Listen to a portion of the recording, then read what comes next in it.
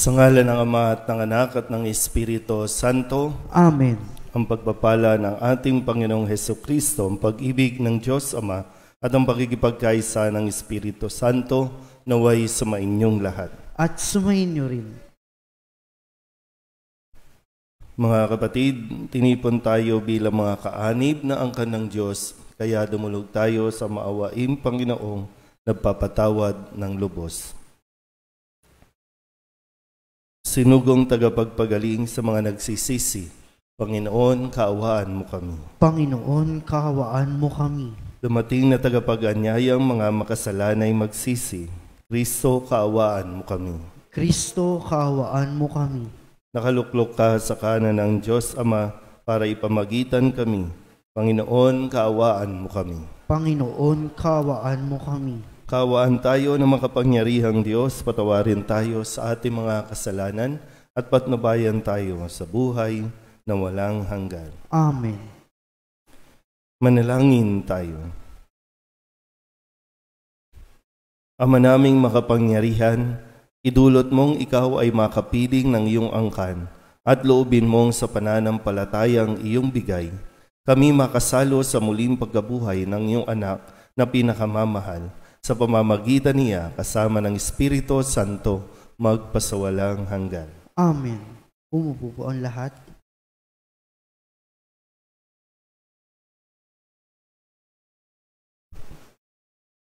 Pagbasa mula sa mga gawa ng mga apostol. Nagsimula ng araw na iyon ang isang mahigpit na pag-uusig laban sa simbahan sa Jerusalem. At liban sa mga apostol, lahat ng sumasampalataya ay nangalat sa lupain ng Judea at Samaria. Si Esteban na may inilibing ng mga taong may takot sa Diyos, at gayon na lamang ang kanilang panangis. Samantala, sinikap ni Saulo na wasakin ng simbahan. Pinapasok niya ang bahay-bahay at kinaladkad ang mga sumasampalataya at ibinibilanggo, maging lalakit, maging babae. Nangalat ang mga mananampalataya at saan man sila makarating, ay ipinangangaral nila ang salita. Nagpunta si Felipe sa isang lungsod ng Samaria at ipinangaral doon ang Mesiyas. Nang mabalitaan ng mga tao at makita ang mga kababalaghang ginagawa niya, pinakinggan nilang mabuti ang sinasabi niya, sapagkat ang masasamang espiritu ay umaalis sa mga taong inaalihan nito at sumisigaw habang lumalabas. Maraming lumpo at mga pilay ang napagaling, kaya't nagkaroon ng malaking kagalakan sa lungsod na iyon.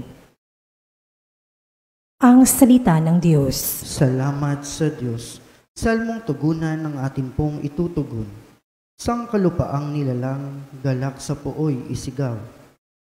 Sangkalupaang nilalang, galak sa puoy isigaw. Sumigaw sa galak ang mga nilalang, at purihin ng Diyos na may kagalakan. Wagas sa pagpuri sa Kanya'y ibigay. Ito ang sabihin sa Diyos na dakila. Ang mga gawa mo ay kahanga-hanga. Tugon. Sangkalupaang nilalang, galak sa puoy isigaw. Ang lahat sa lupa ika'y sinasamba, awit ng papuri yaong kinakanta. Ang iyong pangalay pinupuri nila. Ang ginawa ng Diyos, lapit at pagmasdan, ang kahanga-hangang ginawa sa tanan. Tugon. Sangkalupaang nilalang, galak sa puoy isigaw. Naging tuyong lupa kahit yaong tubig, ang nuno natin ay doon tumawid. Kaya naman tayo'y naggalak ng labis, siya'y nagaharing may lakas ang bisig. Tugon. Sangkalupaang nilalang, galak sa puoy isigaw. Magsitayo po ang lahat.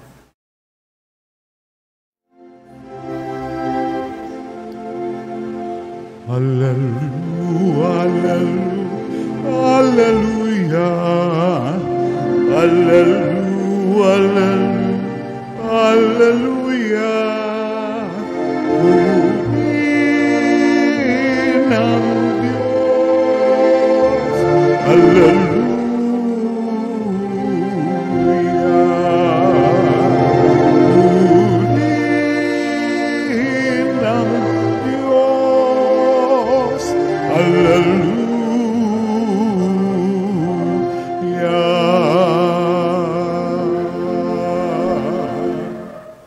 Sumainyo ang Panginoon. At sumainyo rin. Ang mabuting balita ng Panginoon ayon kay San Juan.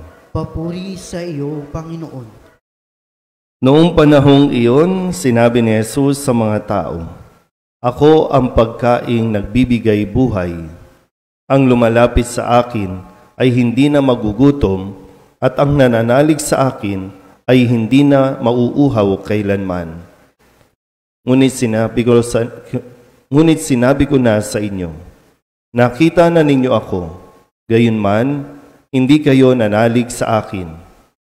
Lalapit sa akin ang lahat ng ibinibigay sa akin ng Ama, at hindi ko itataboy ang sinumang lumalapit sa akin. Sapagkat ako'y bumaba mula sa langit, hindi upang gawin ang kalooban ko, kundi ang kalooban ng nagsugo sa akin.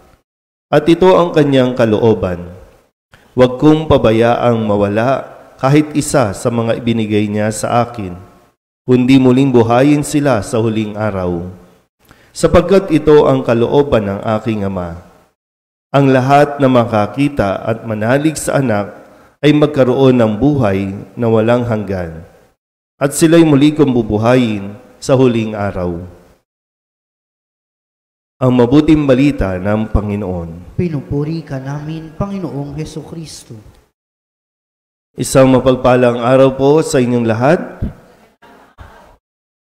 Ngayon po ay Miyerkules para sa ikatlong linggo ng Pasko ng Pagkabuhay. Kung kakamustahin po tayo ngayon, at ano po ba ang pwede ninyong isagot? Kamusta ba? Ha? Gutom ba o busog? Busog. Physically, sa katawan, mukhang busog. Malalaki tayo eh. Pero spiritually, baka marami talagang kagutuman.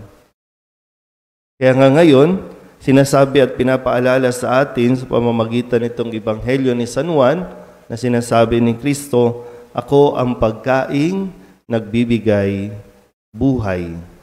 Ang lumalapit sa akin ay hindi na magugutom, at ang nananalig sa akin ay hindi na mauuhaw kailanman." Napaka-basic, kailangan ng tao ang pagkain. Kapag hindi na kumakain, magugutom. Kapag nagutom, manlulupaypay, manghihina. Kapag gutom, madaling panghinaan, madaling matukso, madaling maligaw. Kaya nga yung mga pagkagutom, yung kagutuman, kailangan nating na-address ng tama. Ano ba yung kagutuman? Gutom sa pagmamahal, gutom sa pag-aasikaso ng asawa, gutom sa pagtanggap ng ibang tao, gutom kaya nagwawala na, umagang umaga. Diba? Importante yun. Basic yun. Kaya nga nabanggit natin, talagang kung saan may ayuda, doon tayo. Doon tayo pumipila, doon tayo umakapit, kung sino nagbibigay ng ayuda, parang sila ang nagiging savior natin.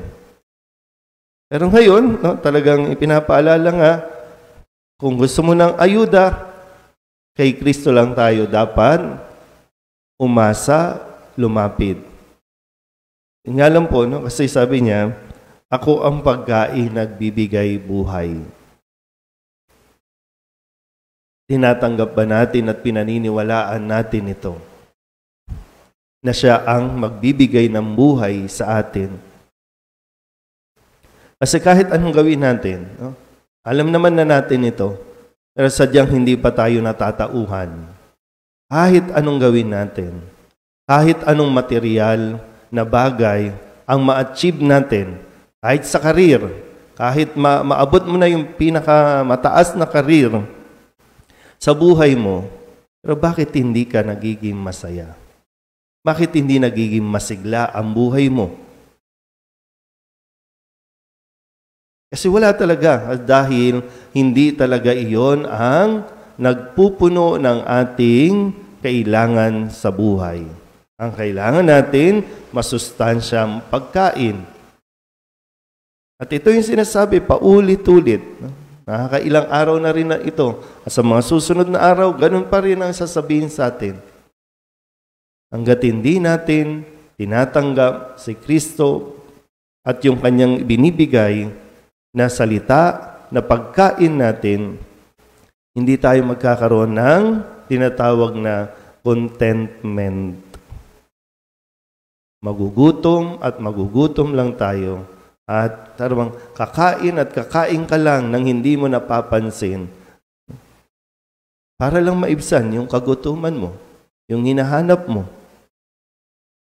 Kung saan-saan mo ito pilit, no, na pinagtatakpan. Minsan, andi dito nga tayo, no? Nakakapagsimba tayo araw-araw, physically o virtually, nakakapagsimba tayo. Kaya ngayon sasabi din natin, no, kung kaya nang pumunta ng simbahan, pumunta ka ng simbahan. Kumain ka. Kasi hindi nga 100%, hindi nga sapat na, okay, nakikinig, pero ang sabi, kumain ka. Kasi nag-iinarte pa. Kakain na lang, aayaw-ayaw pa. Sasabihin natin, hindi ako karapat-dapat, makasalanan ako. All the more, kailangan mong kumain.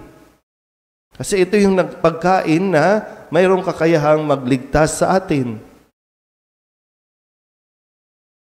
Diba, minsan, no? Ang dami, kahit sa mga patay nga, no, sa mga pamisa sa patay, magre-request ng misa, pero walang magkukumunyon. Dahil hindi nga tanggap at yung pagtingin doon sa misa, doon sa Eucharistia, no, ay hindi ganun kalinaw. Sana po, no, unti-unti talagang nawa, mabuksan ang ating mga puso't isipan tungkol sa napakahalagang pagkain ito na nais ibigay ni Jesus sa bawat isa sa atin para nang sa ganun, medyo mabusog na tayo.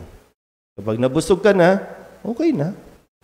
Wala nang anumang material na bagay ang masasabi mong kailangan mo at sa tingin mo magpapasaya sa iyo. Tanging si Jesus, tanging ang pagkaing ibinibigay ni Jesus ang kailangan natin sa buhay para mabuhay tayo. Amen?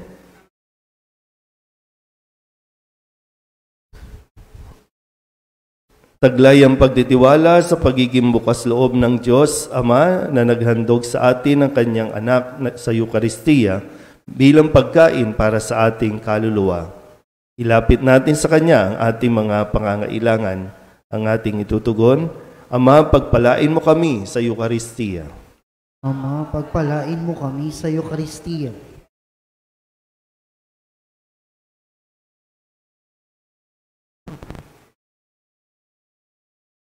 Ang mga pinuno ng simbahan, naway magpatotoo kay Jesus na siyang tinapay ng buhay sa mundong nagugutom sa kahulugan.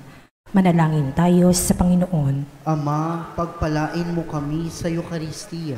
Ang mga pinuno ng pamahalaan, naway aktibong makisangkot sa paghahanap ng pangakatugunan sa mga pangangailangan at kapakanan ng ating mahihirap na kapatid.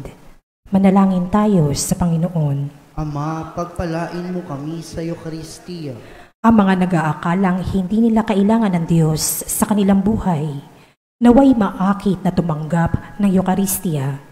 Manalangin tayo sa Panginoon. Ama, pagpalain mo kami sa Eucharistia. Ang mga may sakit, naway maranasan ang mapagmahal na presensya ni Kristo sa kanilang pagtanggap ng Eucharistia. Manalangin tayo sa Panginoon. Ama, pagpalain mo kami sa Eucharistia. Ang mga yumaong tumanggap ng tinapay ng buhay, naway magkamit ng buhay na walang hanggan. Manalangin tayo sa Panginoon. Ama, pagpalain mo kami sa Eucharistia. Idulog din natin sa Panginoon ang ating mga personal na kahilingan at mga panalangin para sa ating mga pamilya, kasamang lahat ng mga kahilingan ng mga nanonood sa online, lahat ng mga minsang pasasalamat, espesyal na intensyon at mga kaluluwa na hinihiling na ipagdasal sa misang ito.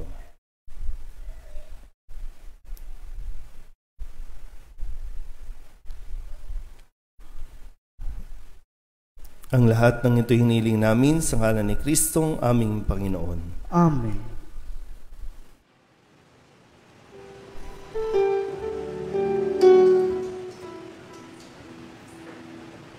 Tubig ng buhay, paglalakbay, patungo sa bagong buhay.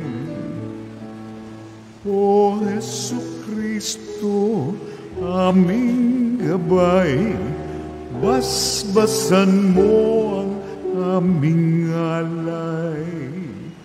Bukal ng liwanag, nagbibigay ilaw sa mga bulag.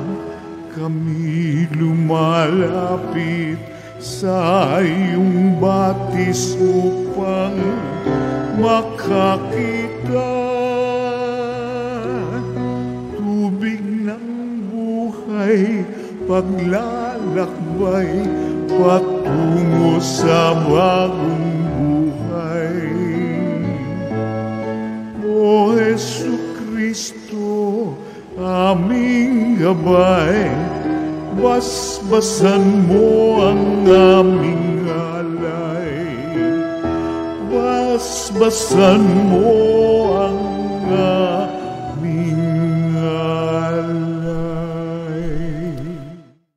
Manalangin kayo mga kapatid upang paghahain natin ay kalugdan ng Diyos Amang makapangyarihan. Tanggapin nawa ng Panginoon itong paghahain sa iyong mga kamay, sa kapurihan niya at karangalan sa ating kapakinabangan at sa buong sambayanan niyang banal.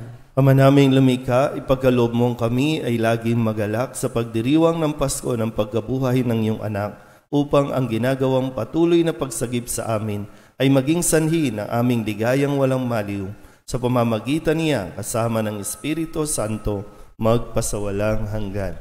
Amen. Sumainyo ang Panginoon. At sumainyo rin. Itaas sa Diyos ang inyong puso at diwa. Itinaas na namin sa Panginoon. Pasalamatan natin ang Panginoong ating Diyos. Marapat na siya ay pasalamatan.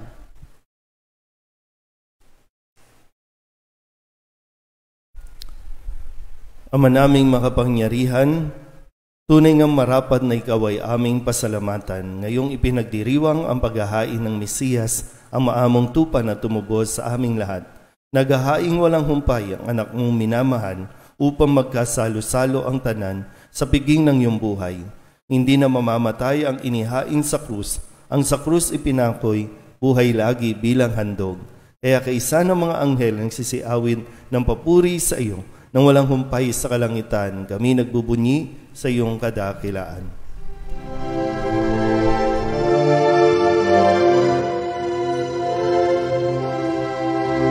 Santo, Santo, Santo, Panginoong Diyos makapangyarihan, napupuno ang langit at lupa ng kalwalhatian mo. Hosana sa kaitaasan, pinagpalang na paririto sa ngalan ng Panginoon. Hosana sa kaitaasan.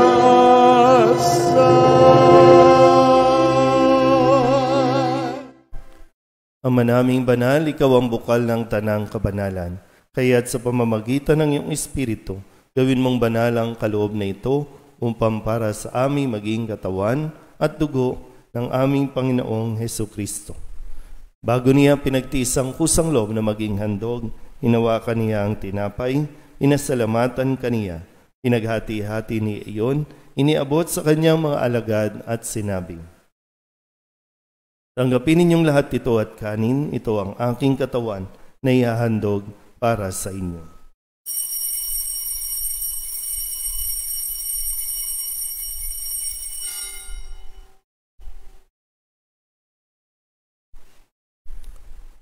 Gayundin naman, nung matapos ang hapunan, inawakan niya ang kalis, muli kaniyang pinasalamatan.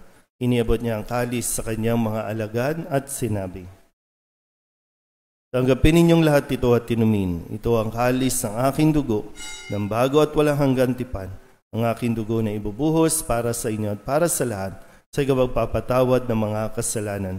Gawin niyo ito sa pag-alaala sa akin.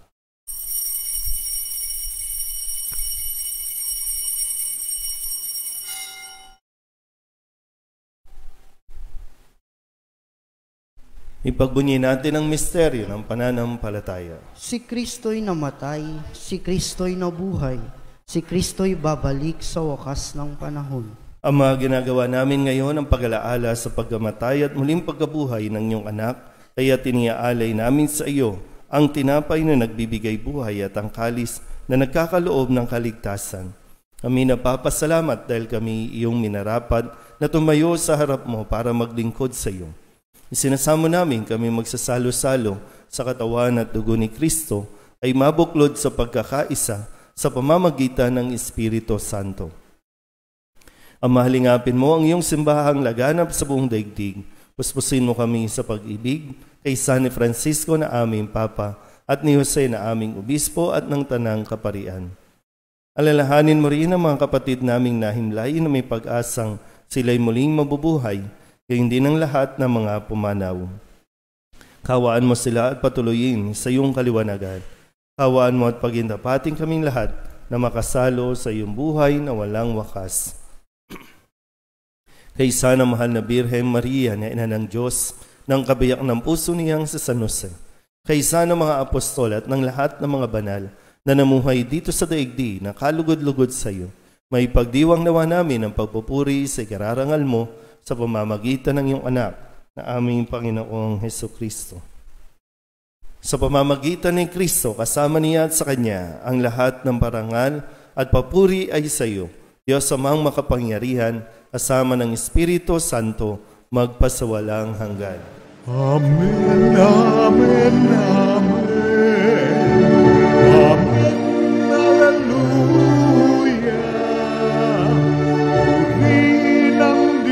Puri ng Diyos, amen, hallelujah. Amen, amen, amen. Amen, hallelujah.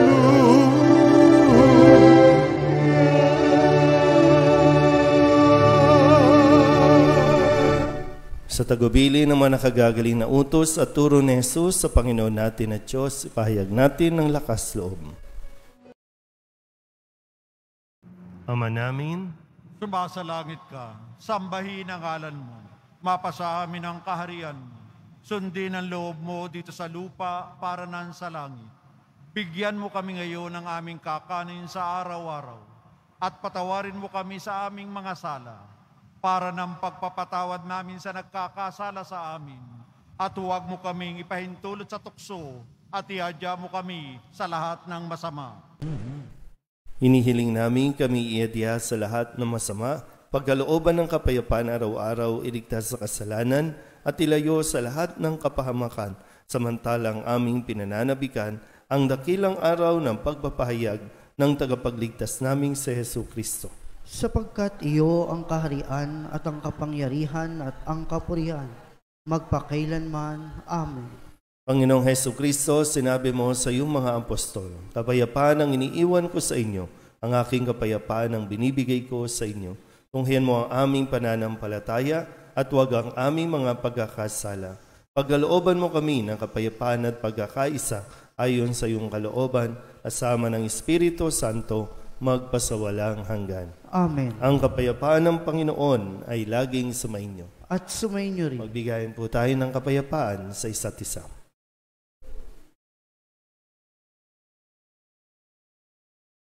Kordero ng Diyos na nag-aalis ng mga kasalanan ng sanlibutan, maawa ka sa amin. Kordero ng Diyos na nag-aalis ng mga kasalanan ng sanlibutan, maawa ka sa amin. Kordero ng Diyos na nag-aalis ng mga kasalanan ng sanlibutan, ipagkaloob mo sa amin ang kapayapaan.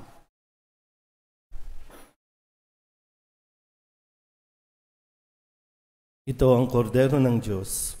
Ito ang nag-aalis ng kasalanan ng sanlibutan. Mapalad ang mga inaanyayahan sa kanyang piging.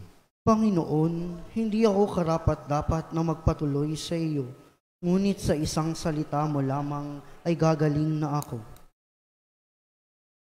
Katawan ni Kristo. Amen.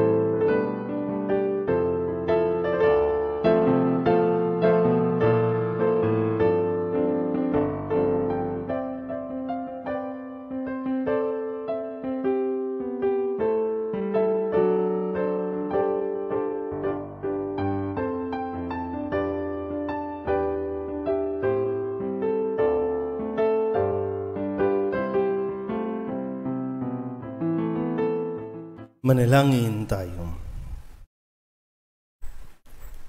Ama naming mapagmahal, ang aming mga pagluhog ay iyong pakinggan para sa pagkakamit ng iyong tulong sa amin araw-araw at para sa pagkakaloob ng ligayang walang katapusan na pawang idinudulot ng banal na pakikinabang sa pagdiriwang ng pagpapalitan ng iyong bigay at aming alay sa pamamagitan ni Jesucristo kasama ng Espiritu Santo magpasawalang hanggan. Amen. Sumainyo ang Panginoon. At sumainyo rin. At pagpalain kayo ng makapangyarihang Diyos, Ama at Anak at Espiritu Santo. Amen. Tapos na ang banal na misa, umayo tayo sa kapayapaan ni Kristo. Salamat sa Diyos. Magandang umaga po. Morning, Father.